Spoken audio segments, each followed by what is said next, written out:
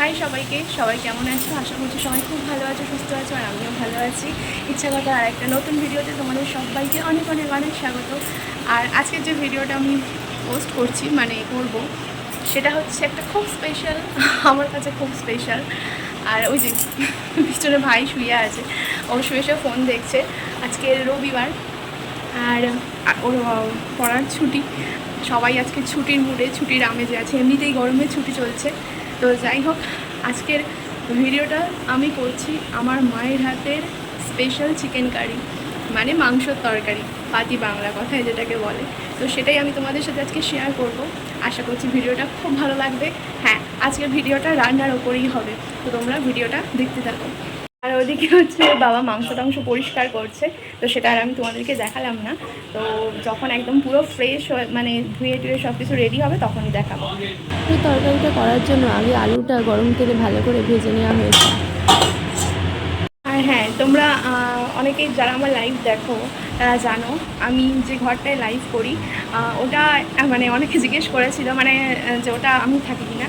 না, ওটা আমি থাকি না, এটা আমার বাপের বাড়ি। তো আমার রুম হচ্ছে এই যে এটাই আমাদের রুম। তোমাদেরকে দেখিয়ে দিলাম এই রুমটা। তো এটাতেই হচ্ছে সেই যখন থেকে আমাদের বাড়িটা হয়েছে, বাড়িটা প্রায় 20-22 বছর হয়ে গেল বাড়িটা হয়েছে। যাই হোক, তো এটা হচ্ছে আমার, আর ভাইও আমি চলে যাওয়ার পর ভাই থাকে। আর ওইদিকে হচ্ছে আমার মা বাবা রুম, মাঝখানে ড্রয়িং রুম তো আমার দেখেছো বাড়ির। তো আমি দেখিয়ে দিলাম আরেকবার যে এটাই পুরোটা এখান থেকে এদিকে আলমারি সব কিছু ভর্তি জিনিসপত্র আছে।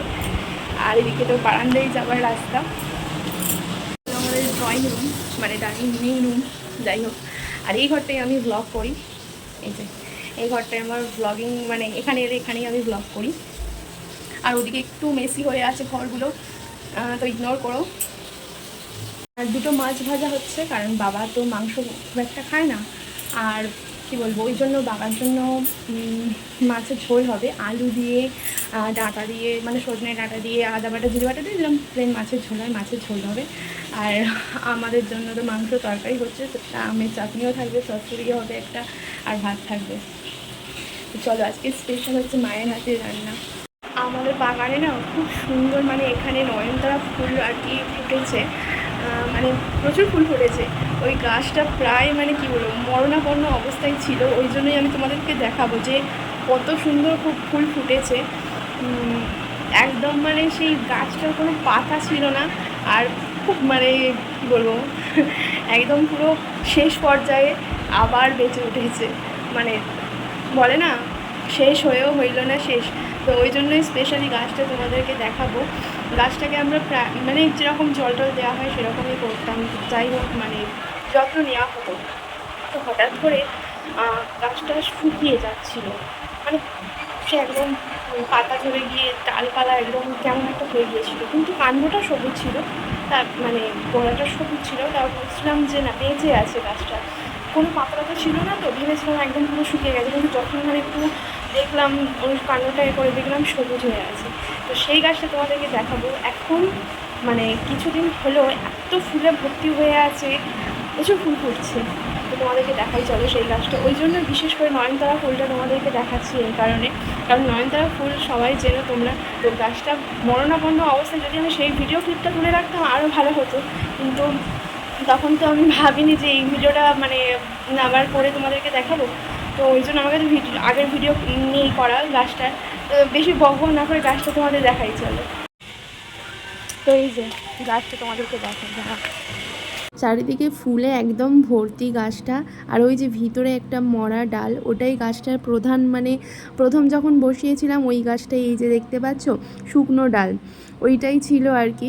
তো তারপরে ওটার আর কি এমন অবস্থা হয়ে গিয়েছিল, তারপরে বর্ষার জল পেতে আবার ফুটে উঠেছে। এদিকে আবার বেল ফুলের গাছ আছে, একটা সাদা নয়নতারার গাছ ওদিকে দেখালাম তোমাদের, এদিকে ডালিম গাছও আছে। ডালিম গাছটায় একটা ফুল হয়ে ঝরে গেছিলো। তো এই গাছটার মূলত ওই জন্যই তোমাদেরকে দেখানো, যে মরে গিয়েও আবার বেঁচে উঠেছে, চারিদিকে ফুল ভর্তি হয়ে গিয়েছে। এত সুন্দর, এত অপূর্ব লাগে না। আর তারপরে এই প্রজাপতি এসে বসেছিল। অনেকক্ষণ ছিল প্রজাপতিটা, এর সাথে আর একটা হলুদ কালারেরও ছিল, সেটা আর আমার ক্যাপচার করা হয়নি। যাই হোক, ব্ল্যাকটাই আর কি আমার ফোনে তখন ভিডিও করছিলাম তখন এসছিল, ইয়েলোটা পরে এসছিল। তো দেখো তোমরা কি সুন্দর সুন্দর কালার। আর এই সেই শুকনো ডালটা যেটা মরে গিয়েছিল আর কি। তো এই নয়নতারা গাছ সবাইয়ের বাড়িতেই কম বেশি থাকে, আর এই গাছের পাতার উপকারিতা অনেক, আর এর গুণাবলীও অনেক। এর পাতা ফুল সবই কাজে লাগে। এরপরে যথারীতি মাংস তরকারির জন্য রসুনটা ছাড়িয়ে সেটা মা শিলে থেতো করে নিচ্ছে। আর এরপরে হচ্ছে ভাজা হবে পেঁয়াজ, আর পেঁয়াজটা যথারীতি তেলের ওপরে, গরম তেলের ওপরে দিয়ে নাড়াচাড়া করা হচ্ছে। আর ওটা হালকা লাল লাল ভেজে এলে তখন তেজপাতাটা মা দিয়ে দিল। এখনও যদিও সেই ব্রাউন কালারটা এখনও আসেনি, তবে হালকা নাড়াচাড়া করা হচ্ছে। এবার ধীরে ধীরে সমস্ত মশলা দেওয়া হবে। তারপরে টমেটোটাও দেওয়া হলো, টমেটোটা দিয়ে ভালো করে নাড়াচাড়া করে আগে থেকে ভিজিয়ে রাখা এই যে এলাচ, গরম মশলার জিনিসপত্র আর কি, দারচিনি, লবঙ্গ সব কিছুই শিলে বেটে নেওয়া হবে। এখানে মাংসটা একদম ফ্রেশভাবে ধুয়ে রাখা আছে, কাঁচা লঙ্কা, রসুন বাটা, এগুলো এবার কড়ার মধ্যে আস্তে আস্তে দিয়ে দেওয়া হবে। তারপরে ভালো করে নাড়াচাড়া করতে হবে। যেরকমভাবে আর কি আমাদের রান্না হয় সেই রকমভাবে ঘরোয়া পদ্ধতিতে একদম মাংস তরকারি মায়ের হাতে। তো ঘরোয়া পদ্ধতিতে হলে এর স্বাদ একদম অনন্য, কারণ সমস্ত কিছুই শিলে বাটা, তবে কিছু মশলা আবার মিক্সিতে বাটা আছে, যেমন আদা, জিরে, ধনে, এটা হচ্ছে মিক্সিতে বাটা। যাই হোক, প্রচুর পরিমাণে ছিল আর কি, ওই জন্যই মিক্সিতে বেটে নেওয়া হয়েছে। তো এবারে হচ্ছে এগুলো দিয়ে ভালো করে নাড়াচাড়া করে নিতে হবে। এবারে পেঁয়াজটা দেখতে পাচ্ছ হালকা লাল লাল হয়ে এসছে, তখন এই আদা, জিরে, ধনে বাটা একসঙ্গে দিয়ে ভালো করে নাড়াচাড়া করে নিতে হবে। তারপরে পরিমাণ মতো সামান্য জল একটু দিয়ে দিতে হবে, যাতে না পেঁয়াজটা চুঙে যায় বা মশলাগুলো লেগে যায়, কারণ এরপরে নুন, হলুদ সব কিছুই দেওয়া হবে। তো যাতে না মশলাটা লেগে যায় সেই কারণেই সামান্য পরিমাণে ওই মশলা ধোয়া জল যেটাকে বলে সেটাই দিয়ে গ্যাসের ফ্লেমটা হালকা করে কমিয়ে দিতে হবে। এরপরে একে একে হলুদ দিতে হবে, পরিমাণ মতো হলুদ। তারপরে ভালো করে নাড়াচাড়া করে নিয়ে সেটা হলুদ দেওয়া হয়ে গেলে দিতে হবে লঙ্কার গুঁড়ো। এখানে ভালো মতো কালার আসবে বলে আমরা কাশ্মীরি লঙ্কা মানে রেড চিলি পাউডার ওটার ব্যবহার করিনি, এটা এমনি শুকনো লঙ্কার গুঁড়ো। তো হালকা করে সামান্য মা স্বাদের জন্য চিনি ছড়িয়ে দিল, এটা তোমরা কেউ না চাইলে নাও দিতে পারো। তো আমাদের একটু আর কি চিনি দেয়া হয়, কালারটাও ভালো আসে তার কারণে। তো যাই হোক, এটা অনেকে স্কিপ করতে পারো। এবারে এটাকে ভালো করে নাড়াচাড়া করে নেওয়ার পরে ভালো করে নাড়াচাড়া করতে হবে যতক্ষণ না এই মশলা থেকে তেলটা ছাড়ে, কারণ এই মশলা কষানোটাই আসল। হ্যাঁ, মাংস তো অতি অবশ্যই ভালো করে কষতে হবে, কিন্তু তার আগেই মশলাটা ভালো করে কষিয়ে নিতে হবে যতক্ষণ না মশলা থেকে সমস্ত তেল বেরিয়ে যাচ্ছে। ভালো করে নাড়াচাড়া করতে থাকতে হবে।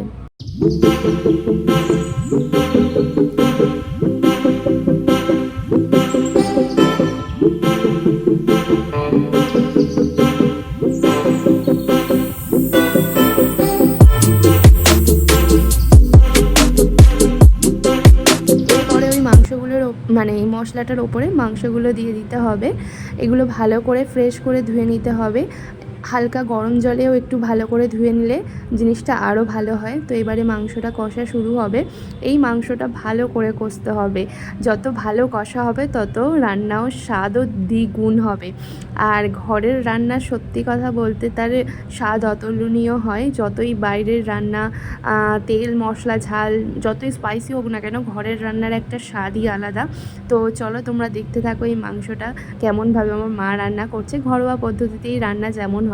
এবারে একটু নুন দিয়ে দিল পরিমাণ মতো, দিয়ে এটাকে আবারও ভালোভাবে নাড়াচাড়া করবে।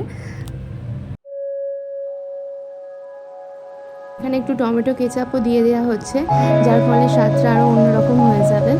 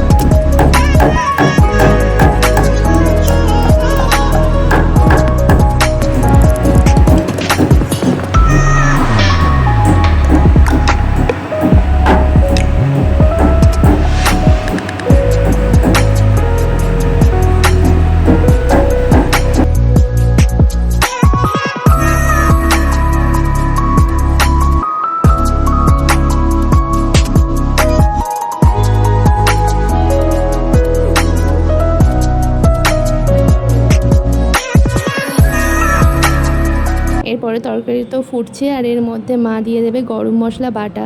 এই মানে সিলে বাটা গরম মশলার টেস্টই আলাদা হয় কেনা গরম মশলার থেকে, তো এর স্বাদ অপূর্ব হয়।